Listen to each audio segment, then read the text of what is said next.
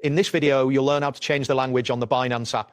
This process allows you to customize your app experience to better suit your language preference and needs. Start by locating the Binance app on your mobile device and tap in to open it. Once the app is launched, you will need to sign into your account using your credentials. After logging in, look for your profile icon, which is typically located at the top of the screen. Tapping on this icon will take you to your profile settings where various app preferences are available. It is important to ensure that your app is updated to the latest version to access all features seamlessly. Next, within the profile settings, find the option labeled Language or App Settings. Tapping on this will direct you to the language selection menu. Here, you will be presented with a list of available languages. Carefully browse through the options and select your preferred language. If a confirmation prompt appears after your selection, be sure to confirm the change. The app will apply the new language settings instantly, allowing for immediate use in your chosen language. After changing the language, it is essential to return to the home screen of the app.